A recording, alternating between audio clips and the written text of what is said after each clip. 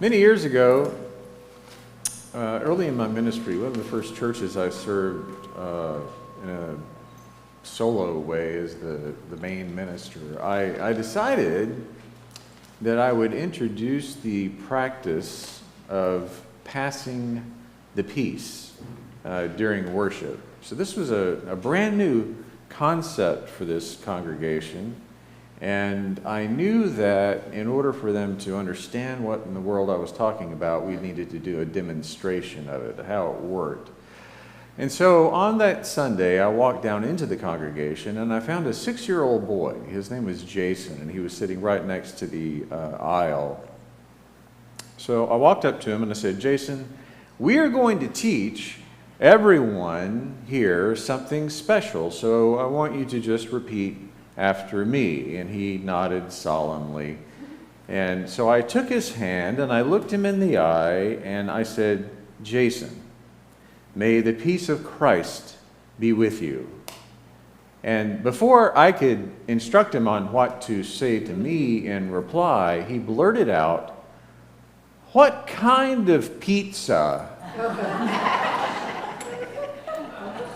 So after we cleared up that misunderstanding, everyone in the church gave it a shot, and of course they said to each other, "May the peace of Christ be with you," and people responded by saying it also with you, just like we do right here every Sunday. After that service, I was standing in the back of the sanctuary greeting people as they exited, and several smart alecks wanted me to pass them some pizza on the way out. I wasn't surprised by that. But what did surprise me was one gentleman who came up to me following that service, and he let me know just how uncomfortable it made him feel to pass the peace of Christ. He said that reaching out and touching someone and speaking those words and receiving those words, well, that was just more than he could manage on a Sunday morning. He summed it up by telling me, "I don't need to receive peace from anybody else. That's either something I already have inside of me, or I don't." I resisted the urge to call him a grump. So instead I said, "Well, you know, it's meant to be a way of saying that you hope someone experiences the peace of Christ in their lives. It's a wish, a goodwill wish for them. It's an invitation to accept peace, to cross over into a place of peace that is waiting for you. That's all it is." And he said, "I can't do that." And he walked away. And as he did, I thought, well, if anyone needed peace, it's apparently him. But I began wondering, maybe he couldn't accept it because he didn't believe peace was possible. Maybe life for him had been too harsh or too disappointing. Maybe he thought a place of peace wasn't real, or at least not real for him. I regret to say I never learned much about his background. I suspect he had lived through things that left some lasting wounds, things that put up barriers to the very idea of peace, that clearly made him uncomfortable with a pretty simple gesture in church. And if I'm honest, I did not try hard enough to understand him. I really wish that I had. The season of Advent, leading up to Christmas, well, it can stir up all kinds of feelings. Nostalgia is a big one. This time of year, we lean into traditions, nostalgic traditions, because it carries us back to moments when life felt safer, joyful, filled with anticipation. And I count myself among the lucky ones. I was born into a home that was emotionally healthy and secure. So my childhood memories of Christmas feel sort of like being gently tucked into bed by a loving parent. That feeling of warmth and protection is very much still with me. So when we decorate the church like we did yesterday, when we sing Christmas carols, when we hear familiar stories about the birth of Christ, to me, that's like placing the needle on a very familiar record. It's a soundtrack that takes me to a place of peace. It's like knowing that whatever's going on in the world that may be troubling, there's plenty of that, I still know something more significant than any trouble, that I am loved And that this season is an opportunity to be acutely aware of that and to give thanks for that and to share that love however I can. And I hope and pray the same is true for you in this season.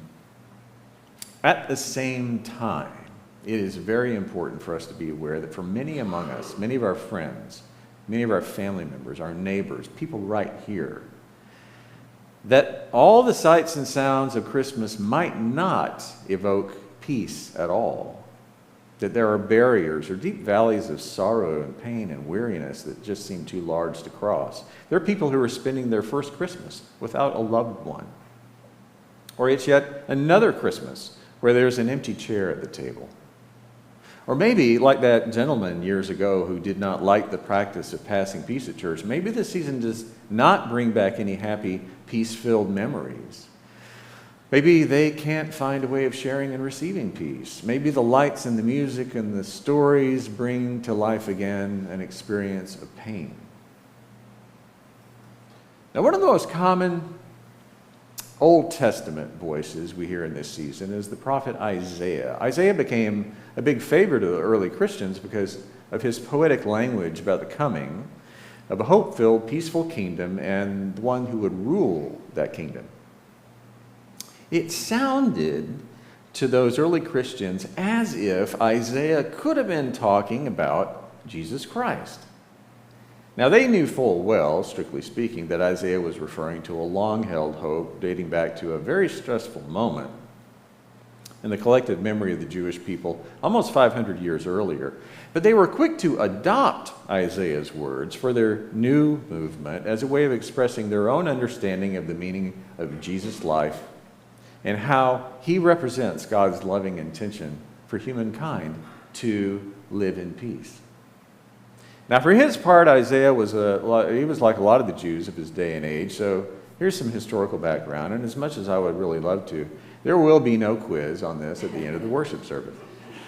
So, let's roll it back. After the death of King Solomon, 900 years before Christ, the kingdom of Israel, well, it was divided into a northern kingdom known as Israel and a southern kingdom known as Judah.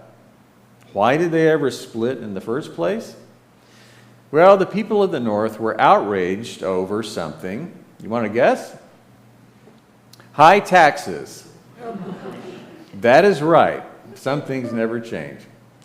So these two kingdoms were constantly at war with each other, and as a result, they each became far weaker than if they had stayed together, unified. Much later on, Jesus alludes to this sorry state of affairs when he said that a house divided cannot stand. That ring any bells? By the time this was a popular saying and everyone understood that Jesus was referring to this two kingdom split that caused all this trouble. And of course, good old Abraham Lincoln carried that saying forward in his speech, warning about the possibility of an American Civil War. Anyway, back to ancient Israel. Those are the rabbit trails I go down.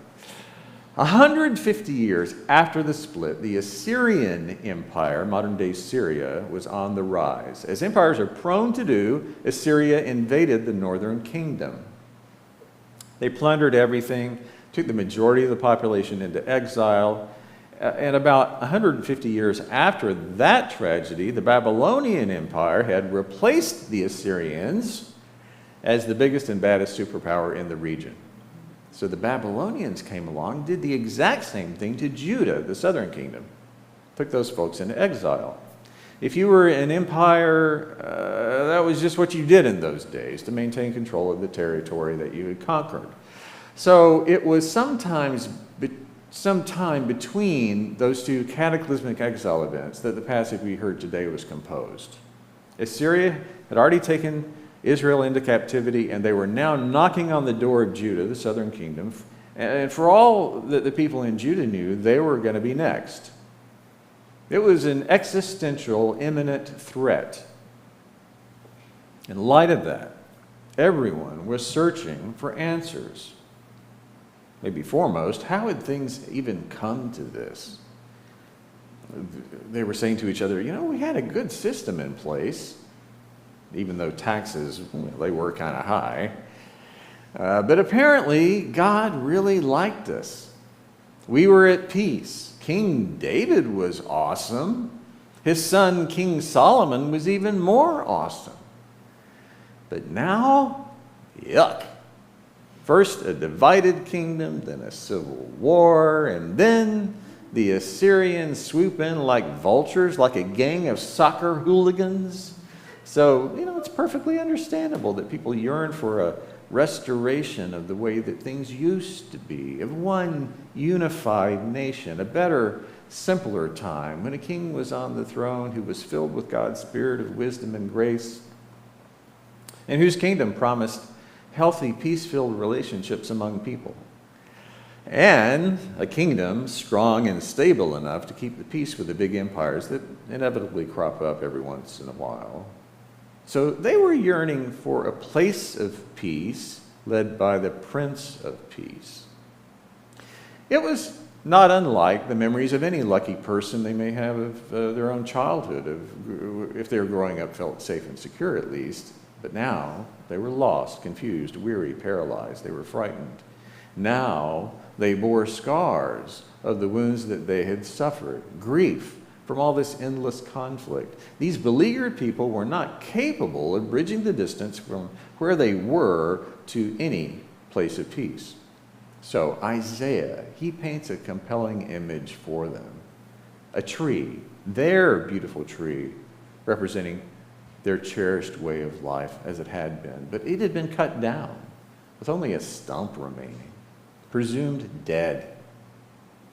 Well, they could all agree on that. But then Isaiah says a shoot, a small branch of new life was growing up out of that dead stump, like a stubborn, open hand extended in friendship and support and belonging, just waiting for them to grasp it. It was a poetic invitation and a wish to cross over the dark valley and the troubled water, to believe in and to live in a place of peace, a mindset of peace. And again, the context of this message from Isaiah was at a moment when that kind of bold talk about peace must have sounded like someone trying to shout into a hurricane. Peace? Right now? Have you looked around? Have you not been reading the news? You've got to be kidding. But Isaiah was not kidding. His words were an acknowledgement, I believe, that true peace is never defined by outward circumstances, but by an inner perspective. In spite of life's challenges and disappointments, in the face of uncertainty, it's a way of being that stands up to the insane headlines and the cruel and harmful policies and refuses to give in to fear and anxiety and paralysis.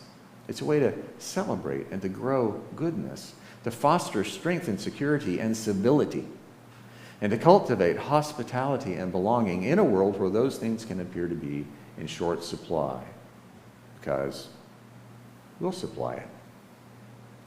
It's to rediscover and to live into the path of peace again, or to rediscover it and share it for the very first time. It's to lay down our wounds and our disappointments and our fears, to stop drowning in dread, and to accept the gift and the power of peace that awaits us in the hands and the hearts and the voices of one another, right here and right now. That's why, in this season, we listen to the words of Isaiah, a very Old Testament preacher whose message seems to go hand in glove with the New Testament story of a baby born in Bethlehem. The invitation Isaiah was offering his people so very long ago is what we're doing today as a church. When we put up wreaths and we sing carols and we light candles and we retell that Christmas story, it's what we do today when we remember Christmases of the past and we feel that warm, familiar connection bridging generations. It's the invitation we offer today to those who may believe that the wounds they have suffered and the fears they have endured and the pain that they navigate is just too much for them to ever reach the place of peace. It's what we do today, right now, when we look around this room and allow the truth to dawn on us again, that together we are strong enough and wise enough and resourceful enough to not only be there for each other in good times and bad, but especially in this moment in time, in this moment in history, when God's story is still being told, to be the people of hope and peace and joy and love that God needs us to be in the world right now. It's our task to reach out our hands and offer the invitation to accept the peace of Christ that surpasses anything that's thrown our way. In this season and every season, our extended arms, they're like strong branches of hope. Now, we've all been wounded, we've all been disappointed, we've all had our equilibrium upset, and we've all been outraged and scared. That is understandable, but now is the time, it is God's good time for us to be strong and faithful peacemongers. And to reach that place of peace, we only need to believe that it already exists right here and right now within us, and to work together to fulfill our destiny of passing God's peace along to everyone, everywhere. Amen.